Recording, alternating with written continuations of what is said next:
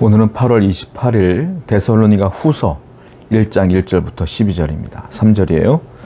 형제들아, 우리가 너희를 위하여 항상 하나님께 감사할지니 이것이 당연함은 너희의 믿음이 더욱 자라고 너희가 다 각기 서로 사랑함이 풍성함이니. 바울은 데살로니가 교인들에게 두 번째 편지를 씁니다. 그 두 번째 편지가 데살로니가 후서입니다. 그 내용 가운데는 또 이런 거예요. 데살로니가 교회의 성도들이 환난을 당하고 있어요. 그런데 그 환난을 잘 이겨냈다는 소식을 들은 겁니다. 근데 바울은 그걸 어떻게 평가하냐면, 너희가 믿음이 더욱더 성장했기 때문에 이긴 것이다. 믿음이 자랐다. 그리고 각기 서로 사랑하는 그 사랑이 풍성하다. 그래서 이긴 것이다라는 거예요. 믿음과 사랑으로 이겼다라고 말하고 있어요. 여러분, 그렇습니다. 믿음도 성장하고 사랑도 성장하는 거예요. 그것이 성장해 나갈 때에 교회는 점점 기쁨이 가득해지는 것이다 라는 겁니다.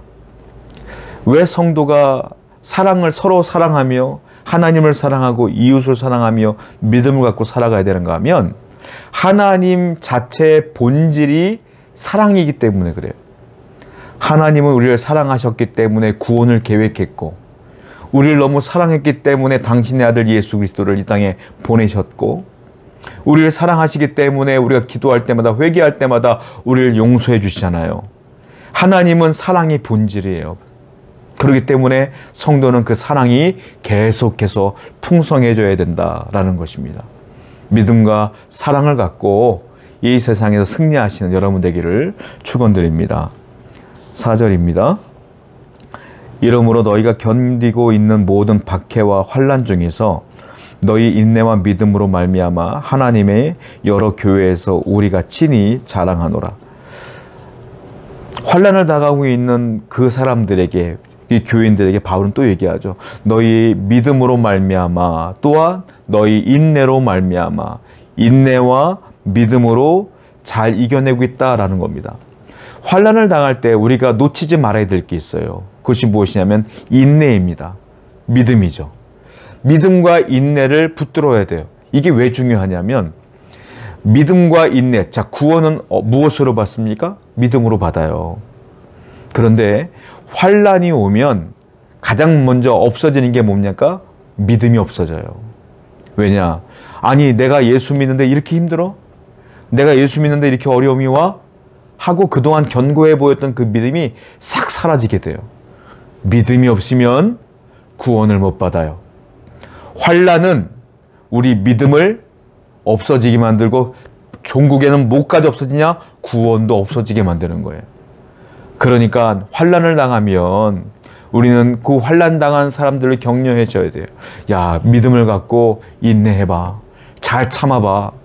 그러면 마지막 때 하나님께서 그 믿음과 인내를 통하여 이기게 하신다. 그리고 구원도 이루게 하신다 이거예요. 환난을 당할 때마다 우리에게 유혹되는 것이, 하나님이 살아계시는 거야? 나는 의심이 들어온다는 것이죠. 성도 여러분, 어려움을 당합니까? 고난 가운데 있나요? 여러 가지 환난 가운데 있습니까? 그래도 믿음을 버려서는 안 돼요. 인내를 갖고 승리하시길 바라요. 왜냐하면 하나님은 여러분들이 망하는 데 관심이 없어요. 여러분들이 살아나는 데 관심이 있어요. 그렇기 때문에 믿음을 갖고 참고 있으면 하나님이 살려줄 겁니다.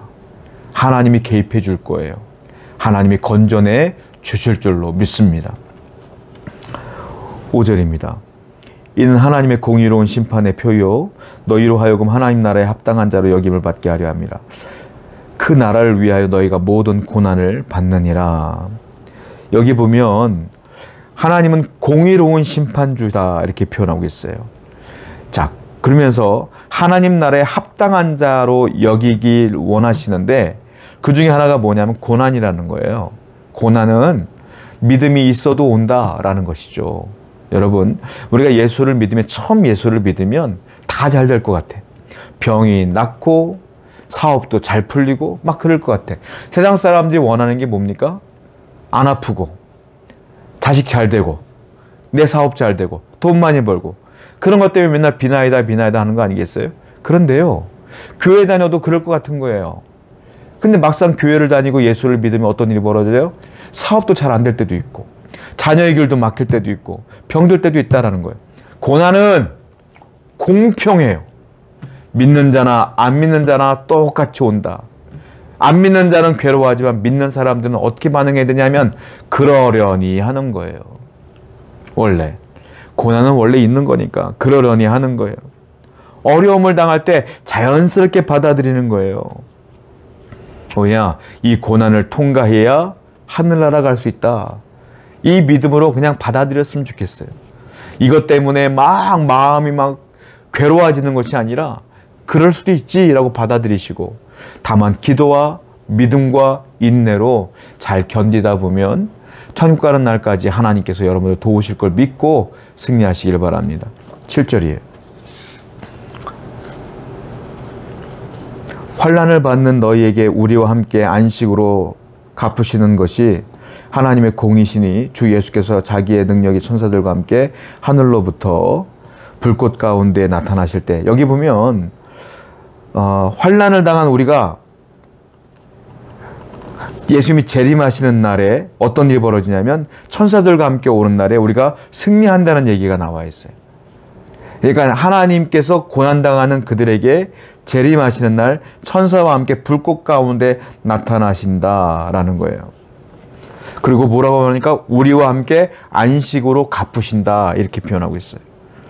여러분, 환난을 당할 때, 어려움을 당할 때 믿음과 인내로 잘 견디다 보면 결국에는 주님께서 우리에게 승리를 주신다, 이 얘기를 지금 하고 있는 것입니다. 환난 때문에 고난을 당하는 모든 성도들에게 희망과 소망이 되는 말씀이 바로 이 말씀이죠. 하나님은 다 아실 것이고, 그리고 그 고난과 어려움 가운데에 우리가 잘 견디다 보면 결국에는 우리에게 승리를 주신다는 말씀을 기억했으면 좋겠다라는 것입니다. 결국에는 우리 믿는 성도가 승리자가 된다는 얘기예요. 자, 11절입니다.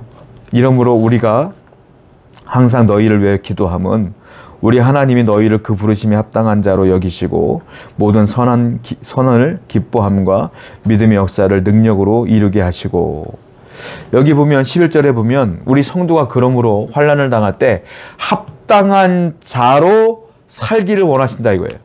합당한 자.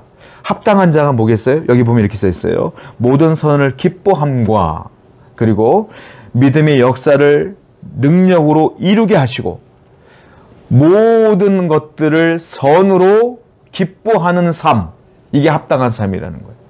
하나님의 선이야 라고 기뻐하라 오히려. 그리고 또 하나, 믿음의 능력으로 역사를 이룬다. 믿음을 갖고 있으면 그 모든 것들이 하나님의 능력으로 이루어질 것을 믿으며 살아라.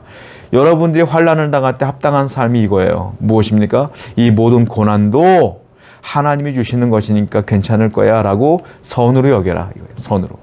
모든 것이 합력하여 선을 이루느니라. 마지막은 선으로 끝날 거야 라고 선으로 여겨라. 그리고 믿음을 갖고 기도하며 인내하다 보면 반드시 그 믿음의 역사가, 믿음의 능력이 나타나게 될 것이니라, 이 말이에요. 고난을 당할 때 우리가 합당한 자로 살아야 돼요. 고난을 당할 때 하나님의 개입을 선으로 여기시고, 또한 믿음으로 인내할 때에 반드시 여러분 삶 가운데 하나님의 능력이 나타날 것을 기대하시길 바라요. 그렇게 환난을 이기시고 고난을 이기시는 여러분 되기를 축원드립니다. 기도하겠어요. 고난당할 때에 하나님의 능력을 인정하고 믿으며 인내하며 앞으로 이 모든 것들이 하나님의 선으로 끝날 것을 기대하는 성도 되게 해주시옵소서. 예수님의 이름으로 기도드렸습니다. 아멘.